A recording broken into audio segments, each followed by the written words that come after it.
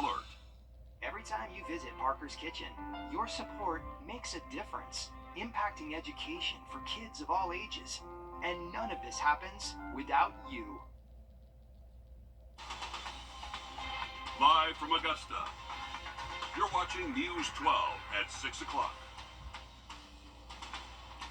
Augusta Pride is kicking off as we speak with Beats on Broad. We'll have the latest on this weekend celebration and how authorities are preparing for such a big event in just 2 minutes. But first, Democratic nominee for Richmond County Sheriff Eugene Brantley will run unopposed in November. Good evening, I'm Zana Halliburton. Thanks for joining us. Just a few hours ago, independent candidate Richard Dixon announced he is suspending his campaign to run for sheriff. This comes just days after we learned Eugene Brantley won his party's nomination over current sheriff Richard Roundtree. Roundtree has won 3 previous elections and has held the role as sheriff for 12 years now.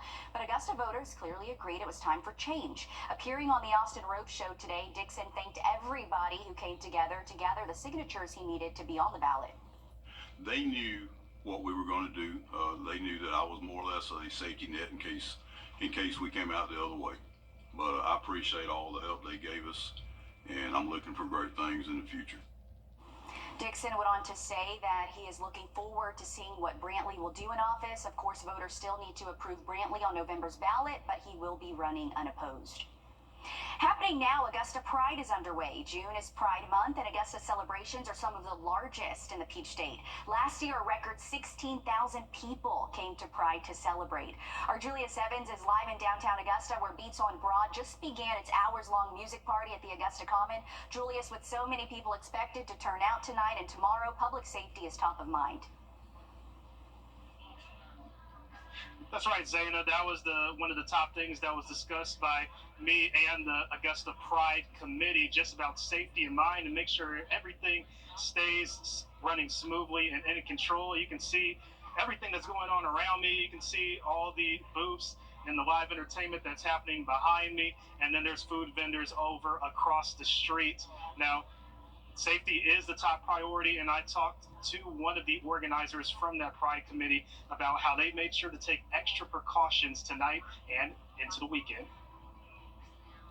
A time to recognize everyone in the CSRA. And we're hoping that we have at least 15 to 16,000 people show up in the next 2 days. It's a weekend Mintz says you can come as you are with no fear. He says organizers took great lengths to try and make that a reality. We utilize Richmond County Sheriff's Department to do our security, and we're very happy with the announcement that there are more patrols in downtown Augusta to just try and give people more a sense of safety, and crime is down in general nationwide, so there's no reason why you can't come out to the Augusta Common tonight and tomorrow and celebrate. And atmosphere vendors say they're willing to take the extra effort to maintain. We're keeping an eye out for everybody's boots. Like our young lady over here, she had to walk away. We're going to watch out for everybody, make sure there's no crime going on. And if so, we know who to report it to. A bright weekend of festivities to look forward to. Wear a hat, a sunscreen, sunglasses, drink plenty of fluids. Several booths will be offering free water. And just come check out each booth that's available here, because we think that there's some good resources here.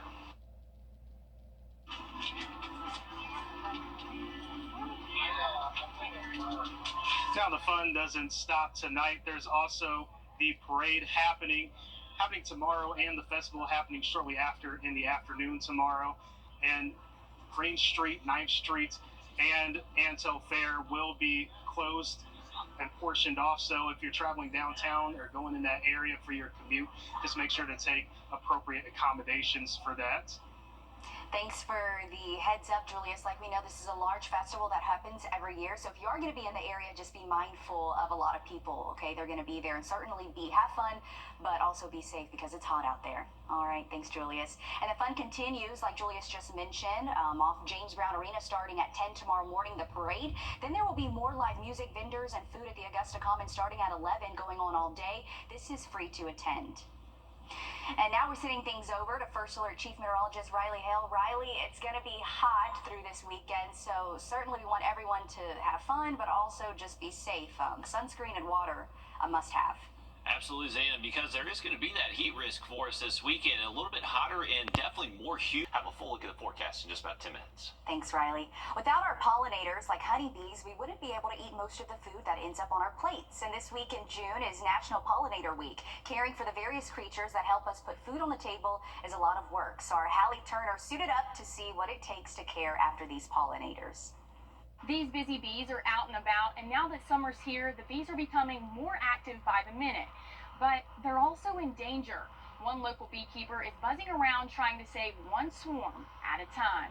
You wouldn't think much is wrong watching these honeybees fly from one flower to the next. Here at Sassafras Hill, the bees are calm, well-fed, and shaded, even the honey glistening in the sun. These boxes house more than 1 million bees. But for them, the reality outside of the hill is a real buzzkill. We are facing a crisis, and scientists are saying we're at this slippery slope right now. And if we don't pull back, and if we don't do better, bees are going to crash and burn. And if they do, we do. A crisis beekeeper, Deborah Sasser, says could cost us everything. If bees do go away, think about your diet. Every fruit, vegetable, nut, and seed has to be pollinated by a bee. Not just a honeybee, but native bees, bumblebees. The USDA says honeybees are facing several threats and often losing their homes. Sasser says she's seeing the unbelievable truth in her own backyard. People use chemicals in their garden. Bees don't really know that this is contaminated food, and so when they bring it in, and sevin dust is the worst. Sevin dust sticks to them like pollen does. And so they bring it home, they walk through the hive, and the next day everybody's dead. She says you can play a huge role long after Pollinators Week is over. They need food, and there's just, the food pool is getting smaller and smaller. So we have to do better about planting for them. Just plant a little section of your yard that you can designate for a pollinator garden. In Augusta, Hallie Turner on your side.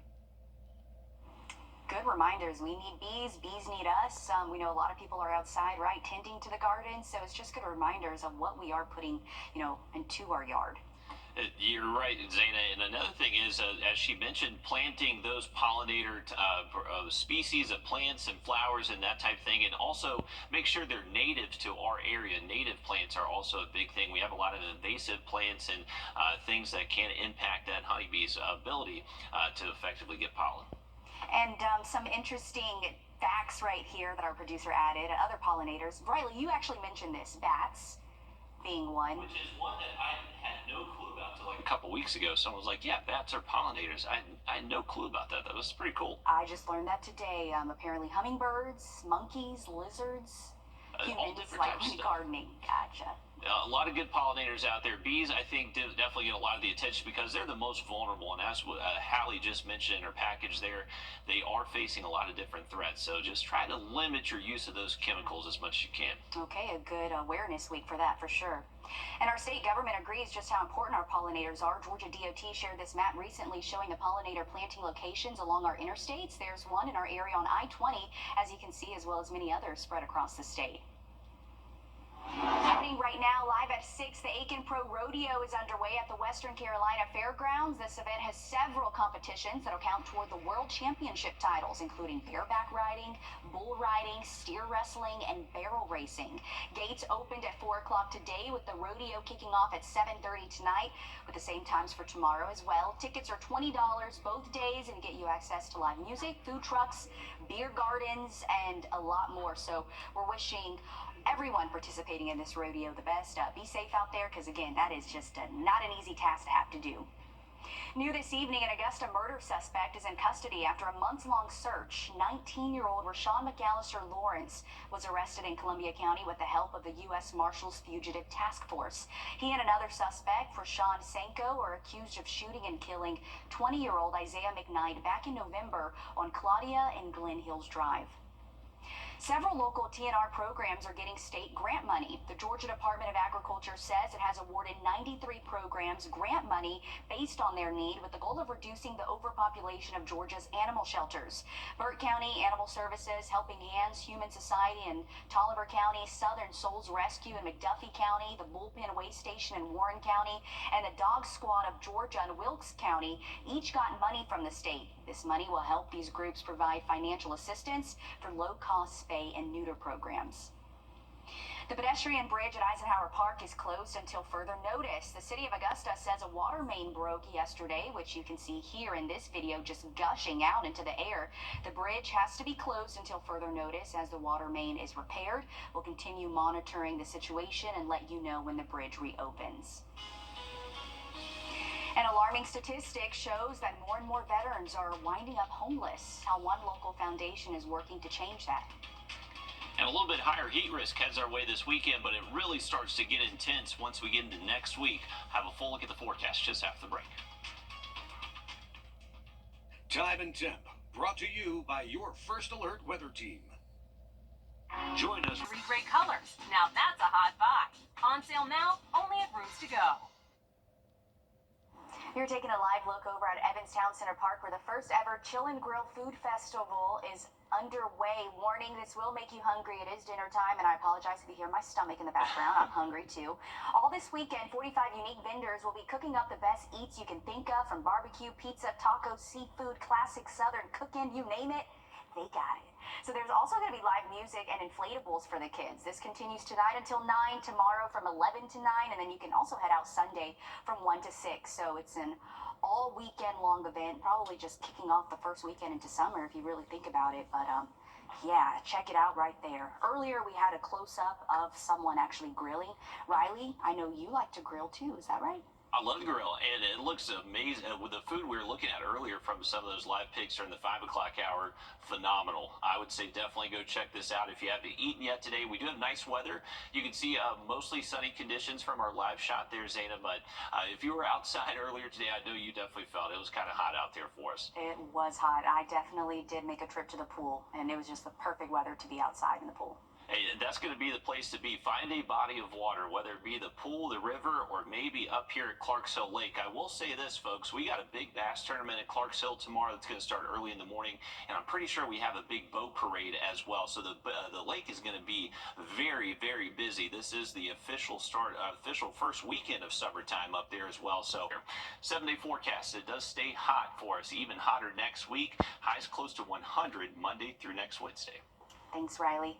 Homelessness is not something that's new to Augusta. One specific group at risk of not having a safe place to live, U.S. veterans. According to the U.S. Department of Housing and Urban Development, veteran homelessness is up 7% from 2022 to 2023. Our Kennedy Payne is live in the newsroom. Kennedy, you spoke to one local group working to help address this alarming statistic. Yeah, more than 18 million people alive today have made the sacrifice for the land that we call home. Yet they are twice as likely to end up without a place to call home of their own. The Cali Foundation.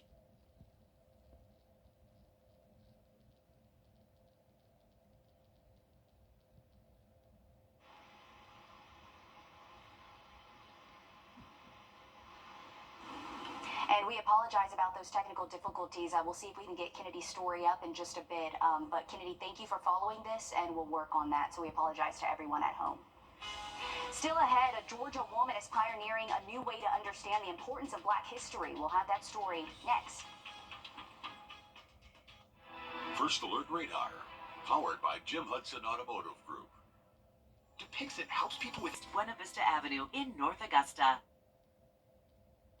A 90-year-old Marietta woman still lives in a home that's been in her family for generations. It's now been declared a historic landmark. Brittany Ford learned how she pioneers a new way to keep Black history in Georgia alive. I just thank the Lord for it. Sitting on the porch of her family's legacy. This is my daddy-in-law and my mother-in-law. They are the parents of these boys here. 90-year-old Jeannie Carter. The 1909 home purchased in 1944 by Sarah and Oscar Carter sits along Cole Street in Marietta. Oh, that's the family, the Carter family. What once was one of the city's largest Black neighborhoods. There were houses all the way from Lawrence Street down to the church here were Black-owned homes. The Carter House, one of few remaining links of the vibrant Black community that sprung up on the east side of Marietta following celebrating emancipation. There were a lot of black businesses that were built, black churches that were established, and so the neighborhoods flourished for a long time over on that side of the square. Trevor Beeman is executive director of the William Root Museum, one of the oldest preserved homes in the greater Atlanta area that housed former slaves. Beeman researched census data. Looking at the numbers, Marietta had a population of about 2,600 people. And at that time, and about 45% of the population was enslaved, which is much higher than any other city in this area around Atlanta. The museum has dedicated this sculpture to those who never had the chance to experience freedom. We created it as a way to memorialize the enslaved population of Marietta because there were so many, but very few of their names were recorded. Even before the January 1st, 1963 Emancipation Proclamation, the Carter family beat the odds. The first house and the only house that the Carter family bought, or had, Owning a home that is one of the only remaining in the historically black neighborhood.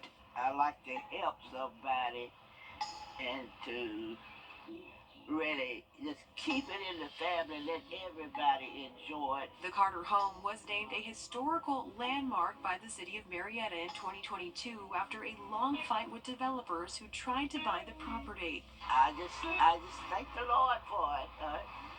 He just let the old house and the old woman stay.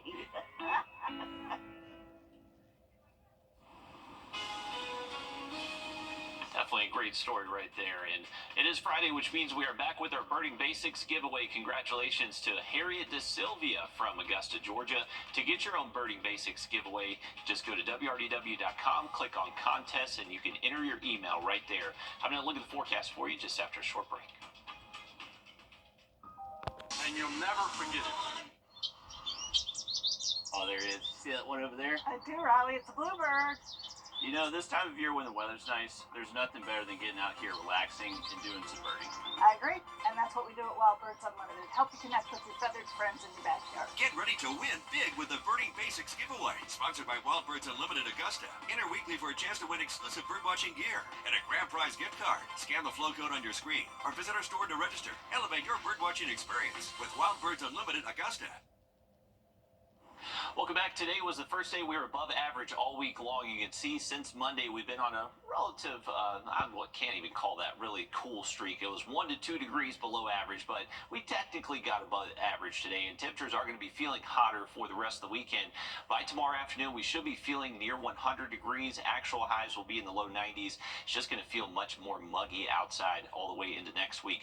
Our feel-like temperatures by Sunday could be as high as 105 in a few spots, between 100 and 105. Looks to be a good bet across the area, and that just sticks around Monday, Tuesday, Wednesday next week. So get ready, folks. We've been kind of enjoying some very beneficial, relatively dry air across the area, but that is changing, all thanks to Invest 92L. Remember, there is going to be the potential maybe for a stray shower for the eastern CS ray, but I think for us here in Augusta, Aiken, and Evans, anywhere north of I-20 does stay dry for the rest of tonight. Once we get into the weekend, just watch out for an isolated storm through the next couple of afternoons, and then get ready for some real heat next week. Okay, it's a nice day tonight. Get out and enjoy some of those events in our area. Thanks, Riley. We're going to be back on at NBC 26 at 7. See you then.